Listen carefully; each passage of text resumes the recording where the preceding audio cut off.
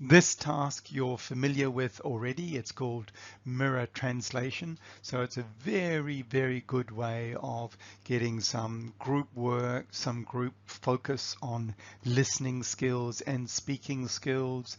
And you know how it is. Find a group of four. Two people will speak English, for example. The other two will translate. And within that group, you will get attention to the accuracy in the translation and of course accuracy in the language used. So it's a really nice simple way of using the intelligence and the knowledge of the group to build your fluency and your accuracy. One of the things that people say about conversation and sometimes about relationships is that people don't really listen to one another. One of the good indicators of your listening skill or your listening ability is your ability to summarize the key points of what your partner has said. So that, of course, in language means that you're listening carefully to the content, but also you're trying hard to express the meaning of what they have said, but in a more summarized way. So you can do that fairly simple. You can say to your partner, tell me about, that project that you're working on. Tell me about your kids. Tell me about, your panel head, whatever. And then they do that. You summarize it, and then you ask them a question. So that means that you have listened and hopefully you ask them a question that is closely related to the summary. If of course they think your summary is wrong, well then you've got good reason to go back and check the meaning and check the language. I don't want to sound like your whole life is about improving your fluency and accuracy in language, but every opportunity you can get is a good one. I remember working with a principal a number of years back, and she used to say that the first step in language learning is talking to yourself. And I thought that was quite strange to start with, but then I thought, wow, you are actually right, that if as a teacher and as a language learner and user, you can speak with yourself, you know very much what you want to say, and you certainly don't need to worry too much about who is listening to you because you're just speaking to yourself. Of course, you can do this anywhere, and I will suggest some different situations in which you can do this, but you might start simply by being at home. And when you're at home, just literally walk around and say what you can see. Take your time, no hurry. It's not a test. It's you and your brain extending your capacity in language. So you can say, for example, I can see my husband's chair. It's made of wood, etc., etc. I can see my son sitting at the table doing his homework. He looks like he's working very hard. I think he's as clever as I am. That sort of thing. Yeah, so nice, simple opportunity for you to extend your fluency walking around your own house. This one here is really cool. It's called Working for the UN, working for the United Nations. So you can, at home, if you're watching TV or a video or something with your family, then you can translate parts of it for them into English. And you can let them ask you questions in Chinese about what different parts of the movie mean, and then you can explain the answer to them in Chinese and in English. Yeah, so this is a nice way of importing your own skills into your own family, as well as building your capacity to translate accurately from Chinese to English.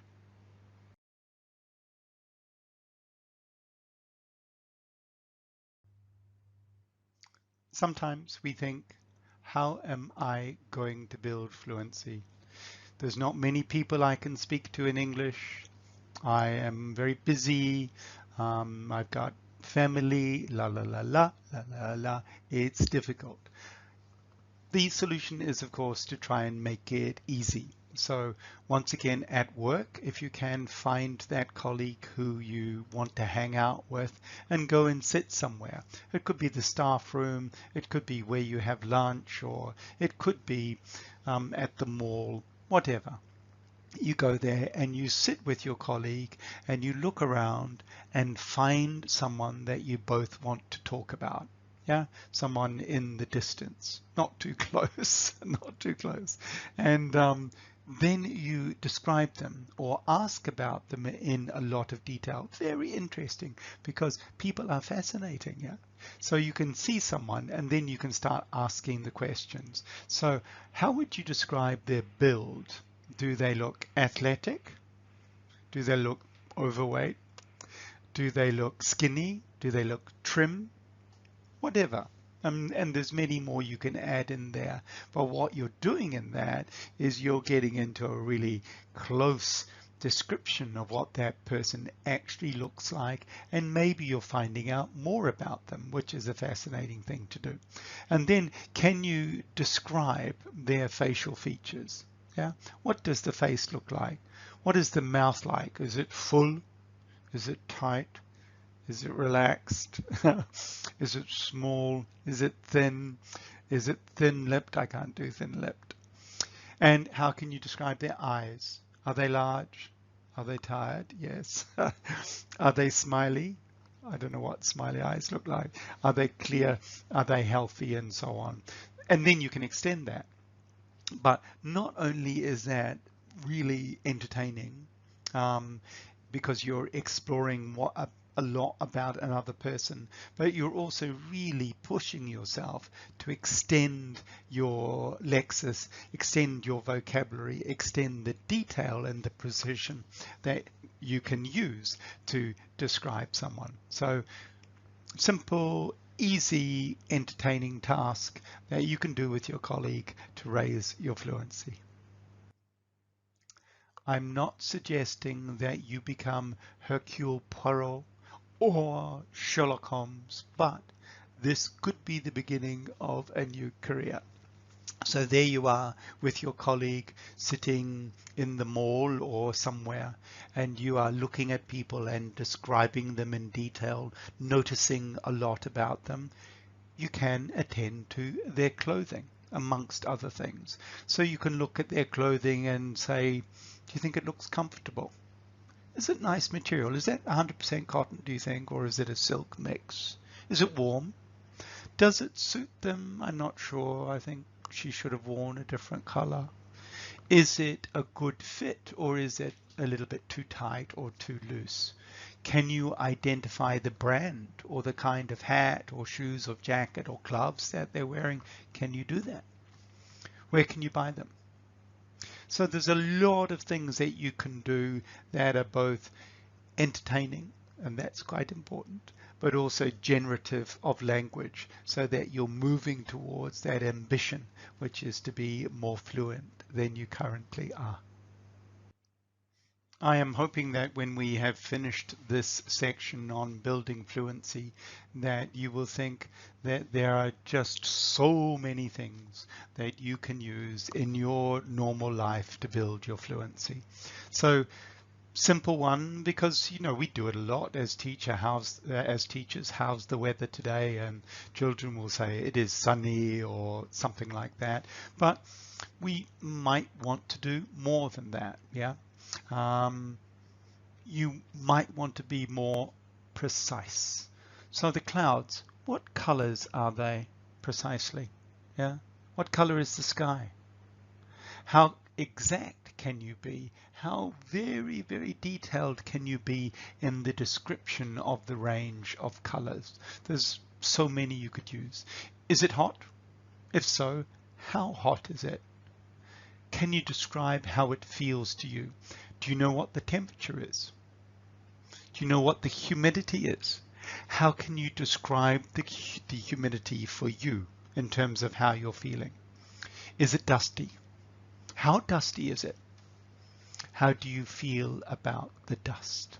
So much there, and it is really for most of us just a matter of noticing that there are many, many simple opportunities in life for us to build our fluency in the comments that we can make to ourselves or with a colleague as we're walking home or as we're sitting somewhere. Many opportunities to notice more about our world and at the same time build our fluency.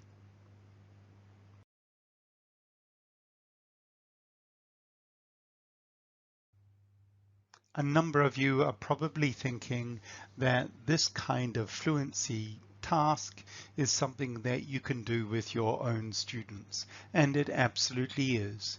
They can, for example, look out the window of the school and describe buildings and shops that they can see, and you can encourage them through some sort of task to generate a range of interesting questions that they can have on that topic. Similarly, with a change in seasons, we can do a lot more than what season is it.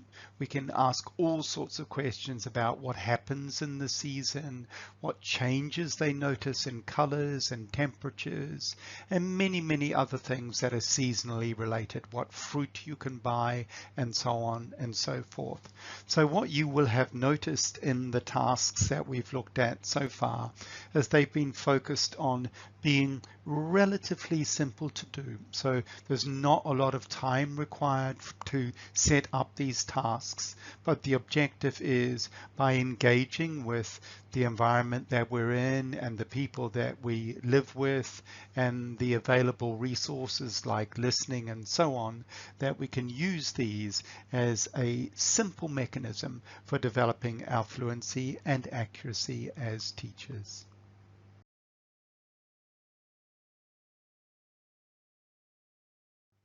I have mentioned this book before, but I thought it might be really useful to reference it again, which is why I've included this screenshot here.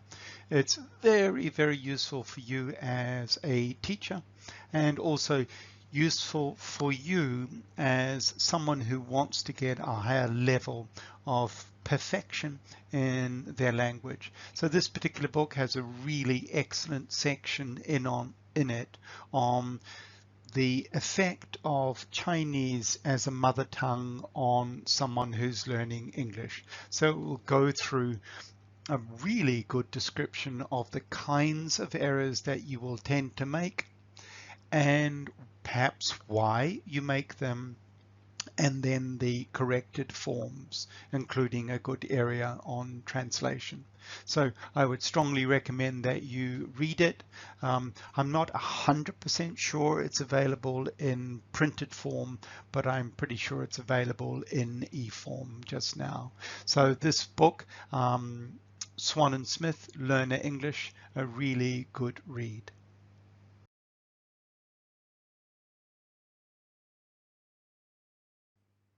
I want to include this reference here as well so that we've got a balance in terms of our understanding of language. Now, we know that in the world there are many different Englishes, which is what David Crystal tells us. And we also know that each of those Englishes is a perfectly good piece of language. They're perfectly functional. They say everything they want to say. So there is different types of American English all throughout America. There's Canadian English. There are all sorts of other Englishes. There's Irish, Scottish. There's English, and within England, within the UK, sorry, there are many different kinds of English. Also throughout Europe, throughout Africa, India. Every country seems to have its own version of English, but each one of them is perfectly good. So as someone whose mother tongue is Chinese, possibly, I know there are a number of you who don't come from China who are doing this course, but if your mother tongue is Chinese, please be aware that for now there is evolving a Chinese English in the same way that there's an Irish English or a London English or some such. You are part of that evolution, and that's perfectly good. Your emphasis can be on developing that, but also be aware that as you develop it, you want your English to be international and accessible. And I'm sure with some focus on the fluency and accuracy that we've identified in this presentation, you will go a long way to achieving that.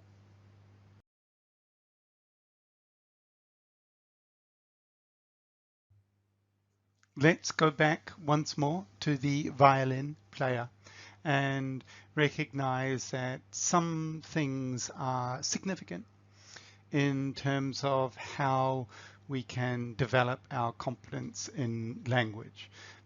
And one of the things that sometimes gets in the way of that is the frequency of the errors that we make with countable and uncountable nouns. So if we haven't got that concept right, it's quite probable that there will be an amount of language that we use now and into our future which will be a little bit unreliable.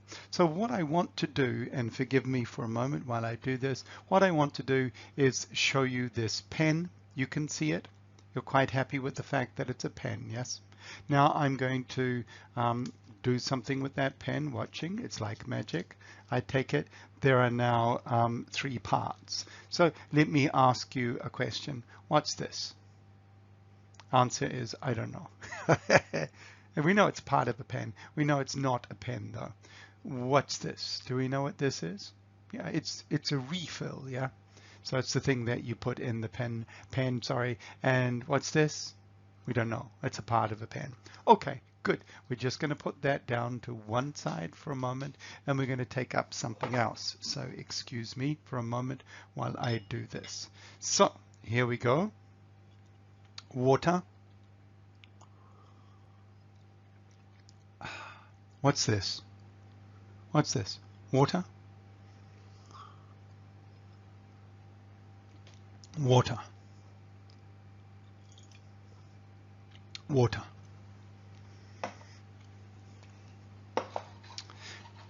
Excuse me.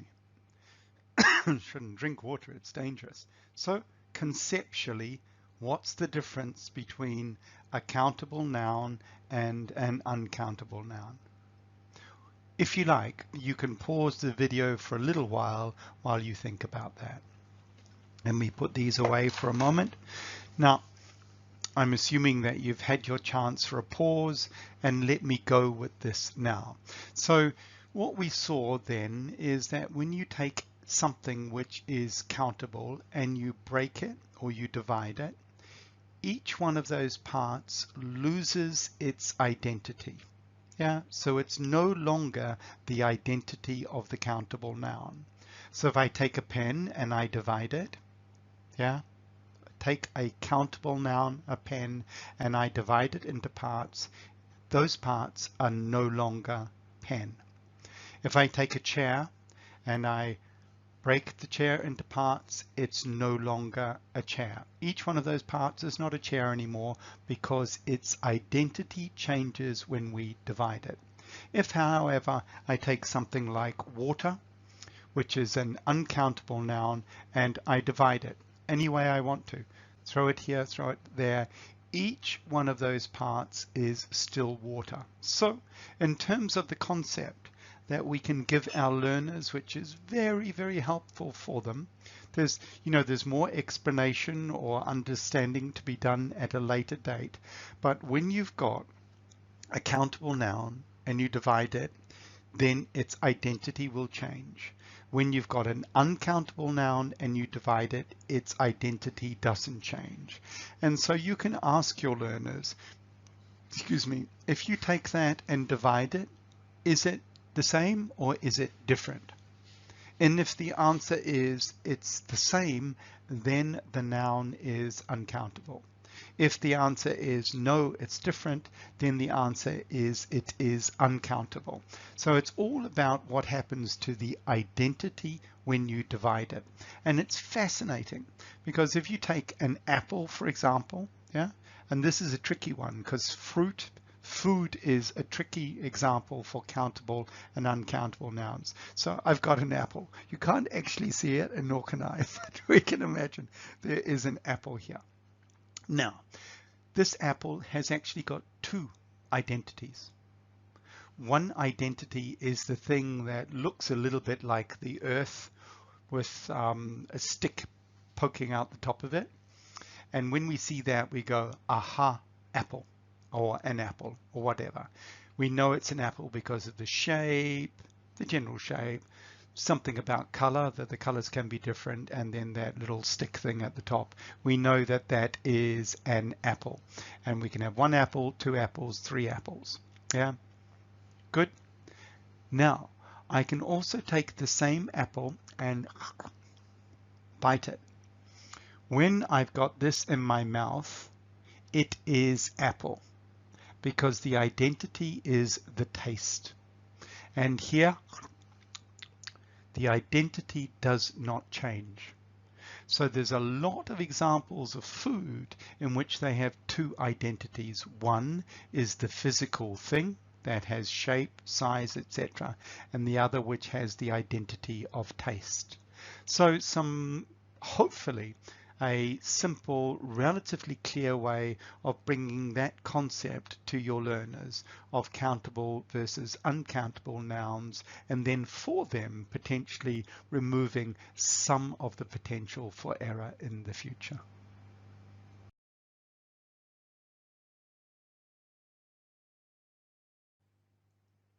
Let's try another example of something that can be quite challenging, and that is to do with the present perfect.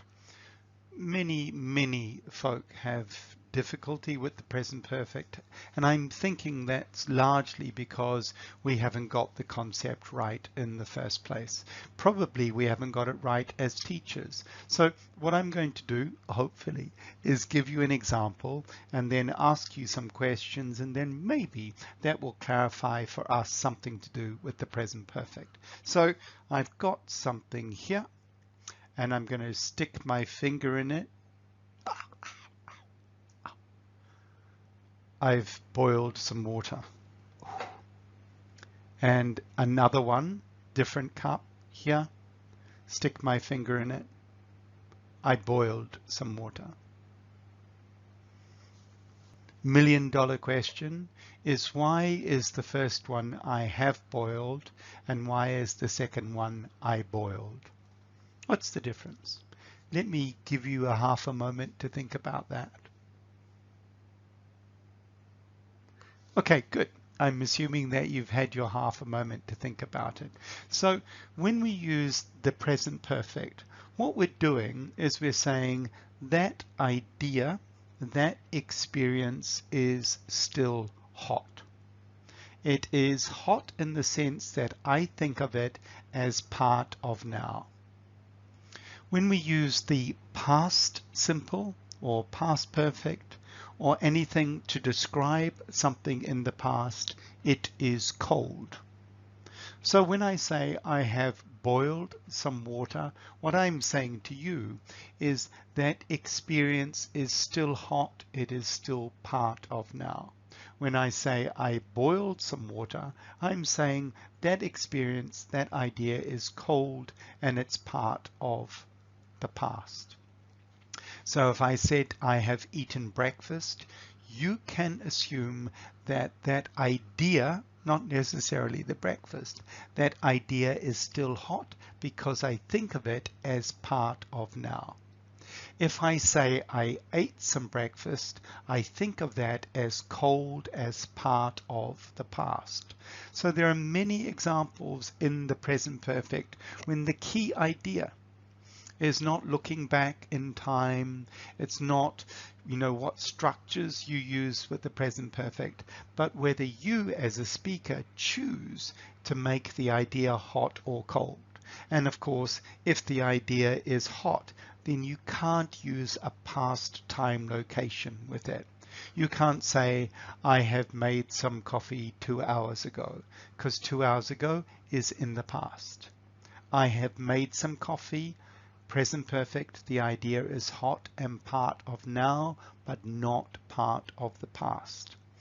You can say, I have been to Beijing, for example.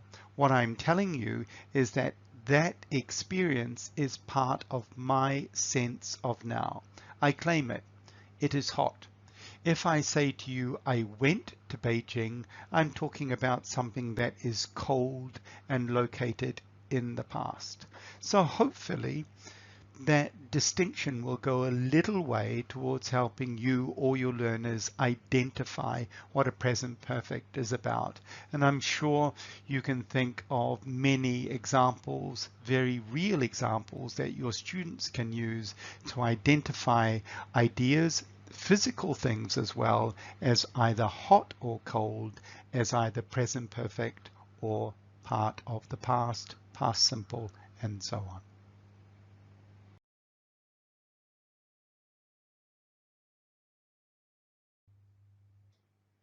One more, and this one is one of the bigger challenges, I think, for all of us as language learners and users, and that is the distinction of meaning between and the.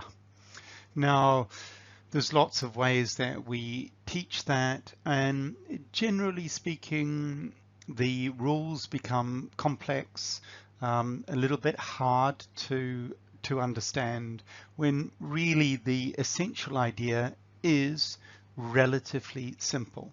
So the first thing to be aware of is, imagine that you're in a room, yeah?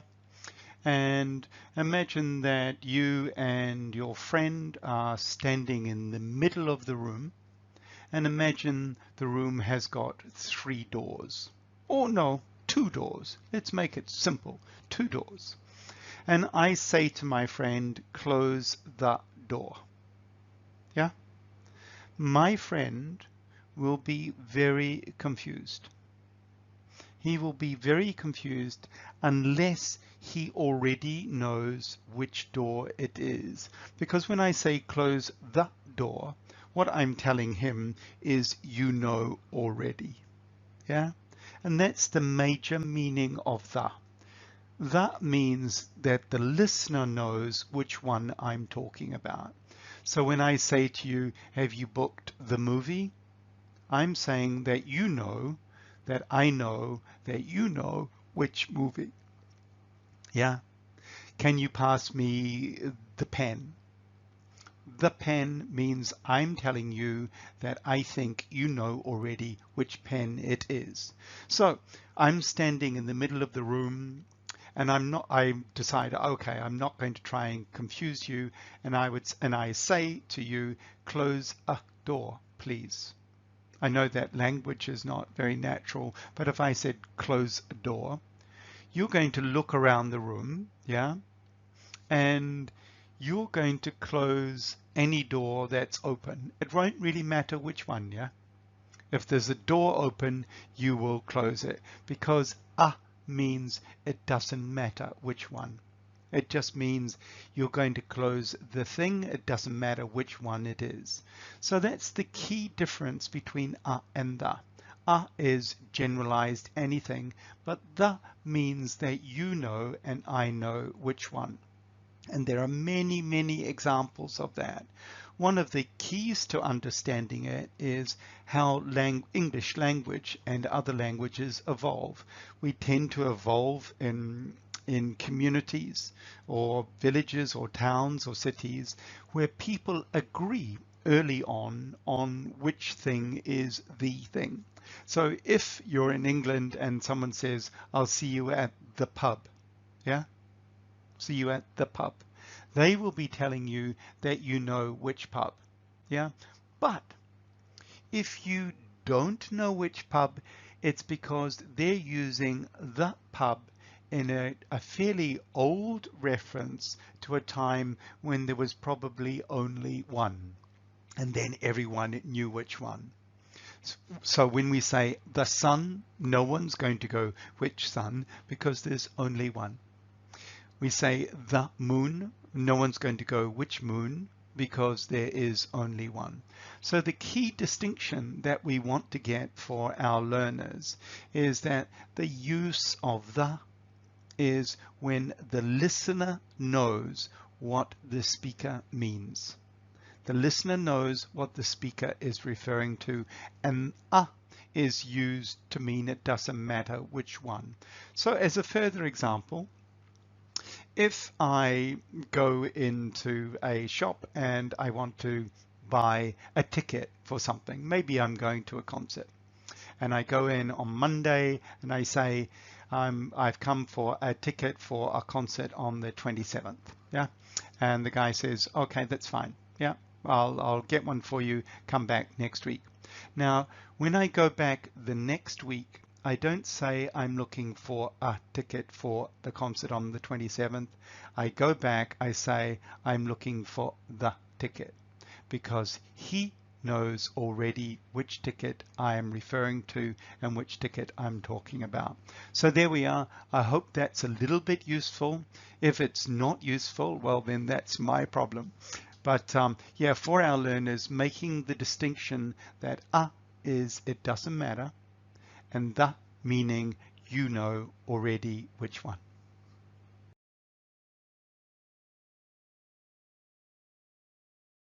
And now the end is near. Okay, I won't sing.